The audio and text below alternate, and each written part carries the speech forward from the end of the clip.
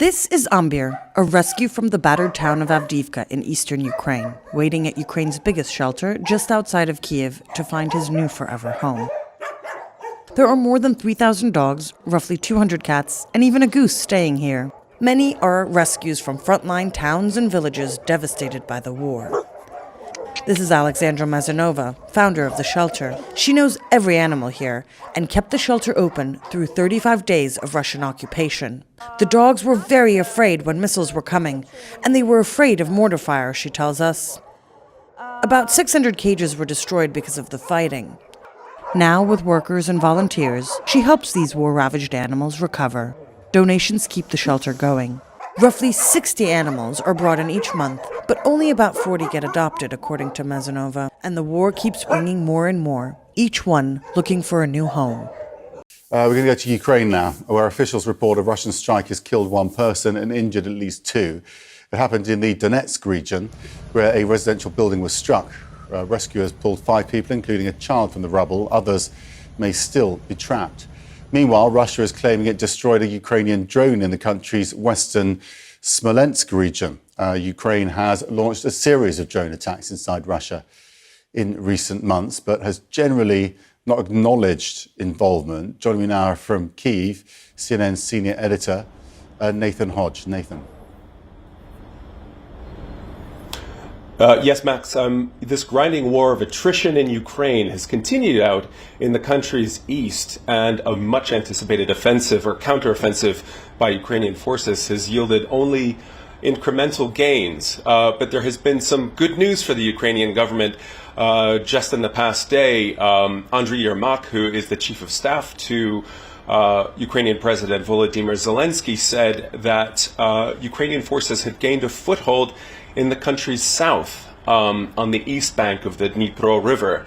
Now, just over a year ago, Ukrainian forces liberated the city of Kherson on the other side, on the west bank of the river, from Ukrainian forces, and this was a major advance for Ukraine. But there hasn't been that kind of progress in recent months. Now, this foothold is about all the information that we have. In recent weeks, we've seen hints that possibly Ukrainian forces were staging raids across the river, and Russian military bloggers saying that they had seen an uptick of activity here. But this is the first real acknowledgement from a senior Ukrainian official who's now been traveling in Washington that Ukraine seems to be making gains. But again, in the south, the situation is particularly tenuous for the residents of the city of Kherson, which has remained under almost daily shell fire from across the river by Russian forces. And officials down there telling us that since the liberation of the city, over 400 people, over 400 civilians have been killed in these regular attacks, this regular shelling by Russian forces. So clearly, for the Ukrainians, who are very keen to maintain U.S. and Western support, being able to show that they've made some kind of advance and that they've gained what they say is this foothold across the river is going to be a key bit of news, Max. Ukrainian President Volodymyr Zelensky says continued support from NATO and the U.S. is crucial as more attention turns to the Israel-Hamas war. I think that the next year, with the challenges, because this is the year of your elections, now again we see the critical situation in the Middle East. So I think your help is very important for the next year, and that is crucial. And joining us now is James Nixey, the head of the Russia and Eurasia program at Chatham House. Thanks so much for being here with us. So the Biden administration says essentially that supporting Ukraine and Israel is not a zero-sum game. The U.S. can do both at the same time without costing support for the other. Is that true, do you think?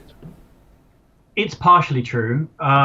Certainly the U.S. in its current administration has ring-fenced or attempted to ring-fence a package of $61.4 billion just for Ukraine security assistance and provision, in an attempt to sort of future-proof or even Donald Trump-proof its support for Ukraine. On the other hand, inevitably, it does suggest a division of attention. And there is a pie, and if that pie is halved or quartered, then there is less money and support for Ukraine. So I think, yes, this is an unwelcome new element for the Ukrainians because they realize that the world's attention, the world's press even, is distracted elsewhere. And, the U.S. and the West were already struggling to supply Ukraine with weapons if they have to supply Israel with weapons that Ukraine needs, things like drones, artillery rounds, things like that. What concrete benefits might that have for Russia? Well, very much so, especially as Russia is increasing its weapon supply. It's managed to ramp up its domestic indigenous supply of arms production, and of course it's managed to recruit considerable support, material support from both Iran, notably in the context of this war, and from the North Koreans as well. So it's not so much that the tables have turned and that Russia looks suddenly likely to win this war. It's just that the Ukrainians are finding it a much harder slog. And the Israel-Hamas war is a very uncomfortable new element.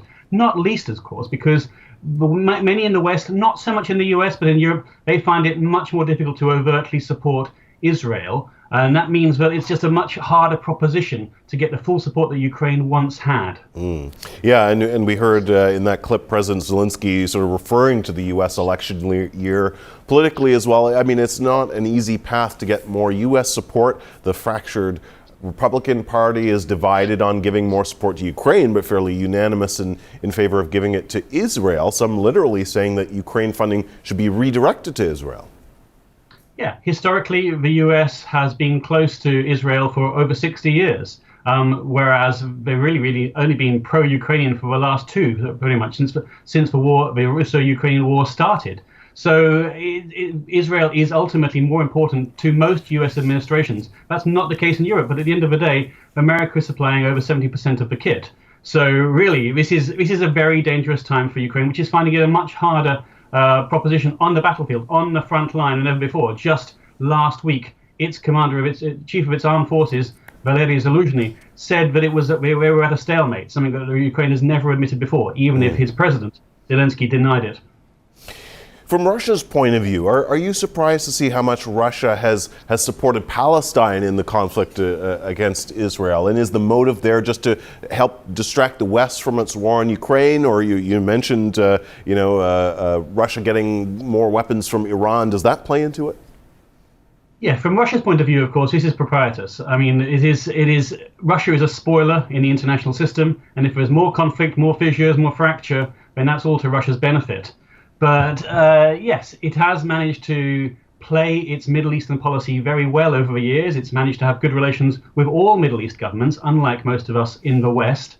And although that's come at the expense of Israeli relations recently, Russo-Israeli relations have deteriorated, and yet we've seen a Hamas delegation arrive in Moscow, and the Israelis are beginning to think that, in fact, the Russians were somewhat behind the October 7th attacks. They haven't provided any proof of this yet, but it may yet come out. But certainly, the Russians are pro-Palestinian in this particular squabble. All right. We only have about 30 seconds left, but I wanted to ask you this, because in both conflicts, for Israel and Ukraine, time is an enemy. On one hand, Ukrainian support may suffer from war fatigue because it's been going on for over a year now. On the other hand, because the Israel-Hamas war has resulted in the deaths of so many civilians so quickly, we're seeing a quicker backlash against that war, which seems to be growing.